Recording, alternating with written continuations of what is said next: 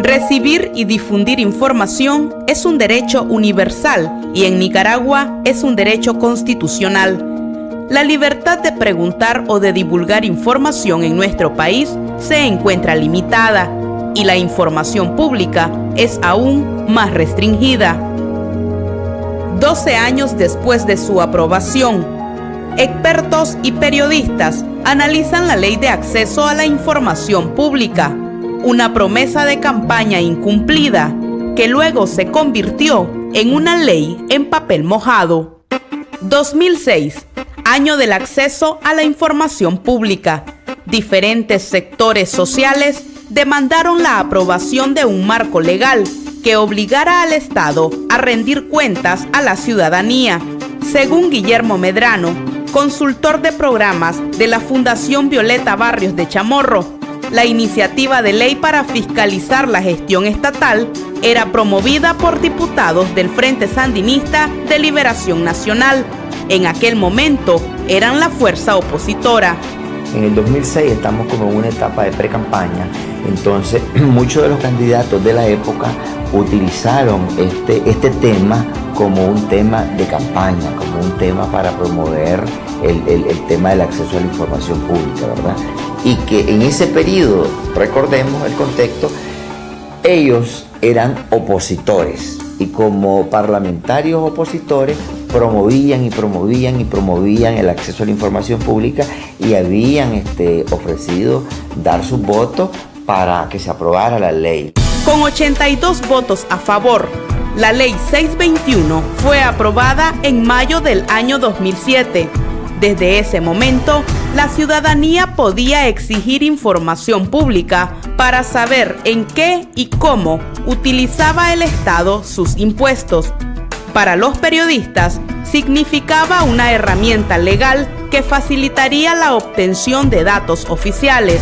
Sin embargo, pronto el gremio se daría cuenta que Daniel Ortega, ahora presidente, no estaría dispuesto al escrutinio público. Se volvía un elemento de apoyo al periodismo de investigación porque la ley te garantizaba el hecho de poder acceder a documentos, a expedientes públicos que en otras circunstancias no estaba normado o no tenías acceso de manera fácil.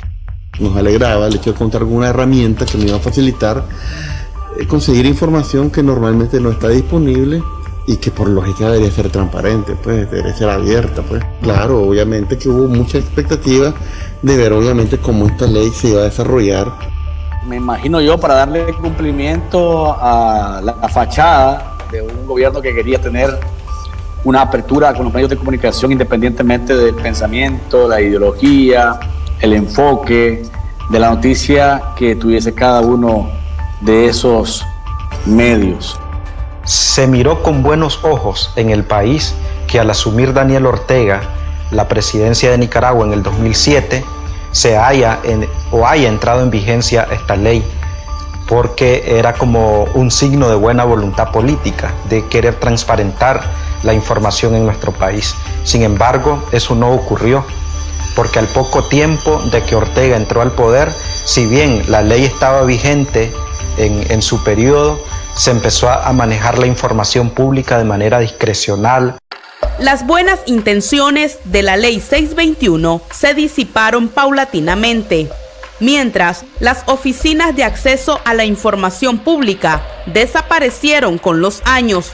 La Fundación logró documentar que en ese momento, ¿verdad?, de 51 instituciones del Poder Ejecutivo obligadas, ¿verdad?, aproximadamente el 34% ya tenían instalada su oficina de acceso a la información pública.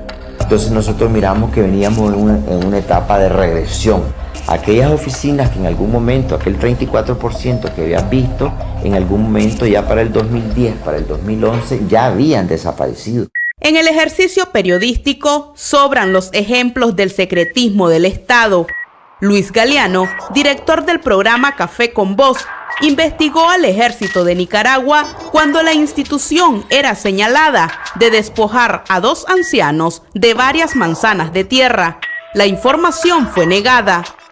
Nosotros conocimos de la información, quisimos tener acceso a los archivos del ejército para verificar lo que teníamos en documentos que se nos habían filtrado versus la información oficial, que es lo que corresponde, ¿no? Tener los contrastes, saber la realidad y por tanto tener más cerca de nosotros lo que había ocurrido. Y simplemente desde el ejército se nos dijo que no había espacio para eso, no tenían por qué brindar una información de eso, que cualquier cosa que necesitáramos estaban en el registro. Situación similar vivió Julio López, miembro del equipo periodístico Onda Local. López investigó el sonado caso conocido como Petrofraude. Hicimos la solicitud de información referida a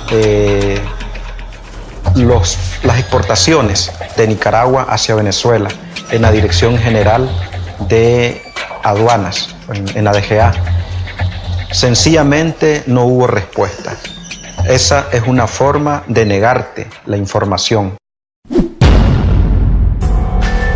Por su parte, Moisés Martínez, del periódico La Prensa, investigó la empresa productora de vacunas Meshnikov y los millones de dólares que el Estado ha invertido en ella.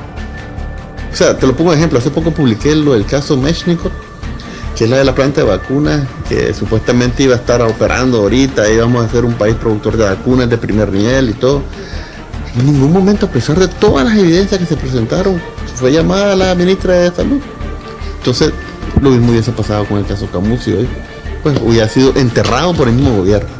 Muy poca o nula información en el Consejo Supremo Electoral, información atrasada en el Banco Central, que es autónomo, o debería ser autónomo, información casi inexistente también y muy difícil a veces de conseguir en el sistema judicial de la Corte Suprema de Justicia y todo lo que la Corte y el Poder Judicial engloba, y en todas las entidades gubernamentales y estatales.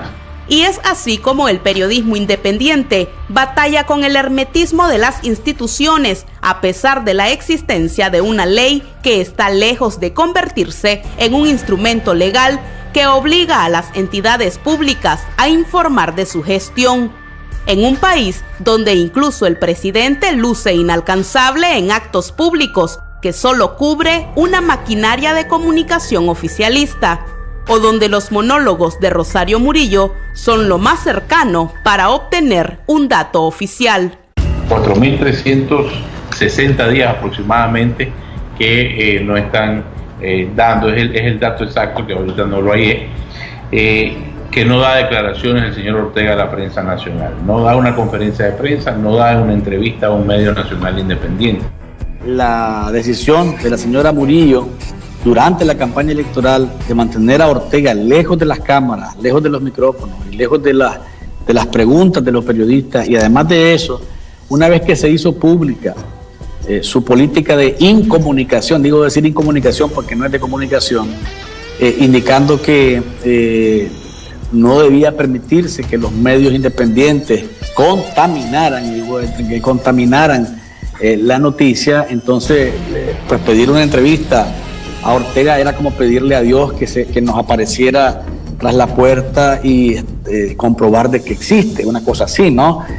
También esto obedece a querer tapar algún elemento de corrupción que pueda haber en cualquier institución. Cuando vos no transparentás la información, es un indicio de sospecha. Bolivia, Cuba, Venezuela y Costa Rica son los pocos países de América Latina que no cuentan con una ley que establezca el acceso a la información pública. Los países que sí la tienen, como Nicaragua, comparten el reto común de garantizar el acceso cotidiano a la información pública, de modo que nadie sea restringido, ni los periodistas, y que demandar este tipo de información no suponga un riesgo para quien la solicita. Los países miembros de las Naciones Unidas se proponen para el 2030 garantizar el acceso público a la información y la protección de libertades fundamentales. Nicaragua justo atraviesa una grave crisis político-social y enfrenta el reto de restaurar la democracia, proceso que pasa por la fiscalización de todas las entidades públicas y el escrutinio social, exponiendo abiertamente el uso de los fondos públicos y la gestión estatal. Esto evita el clientelismo político y empodera a la ciudadanía. Yo no he pisado ningún despacho, ninguna oficina de ninguna institución pública desde que el presidente Ortega asumió en 2007. ¿Por qué? Porque no te dan pase, o sea, no he pasado de los portones. Lo más que he llegado tal vez al principio, 2007, 2008, es a alguna oficina de algún divulgador, pero de ahí no he pasado, ¿no? Y ahora ni siquiera eso, ni siquiera paso del portón. Entonces, lo que quiere decir, o sea, te das cuenta del grado de cerrazón informativa que hay ahora, pues, que es extremo, ¿no? De 13 años de censura de todo tipo, de 13 años de fraudes electorales, de 13 años de corrupción descontrolada, y siempre lo he dicho yo, el ladrón nunca va a querer que lo vigilen, nunca va a querer que haya alguien con un ojo independiente. Entonces básicamente lo que sucede es eso. La administración pública es de todo. Todos pagamos impuestos, ese dinero es dinero de todo. Tenemos derecho a saber cómo se usa. Aquí eso no ocurre. Eso es lo que se convirtió en un secreto de Estado.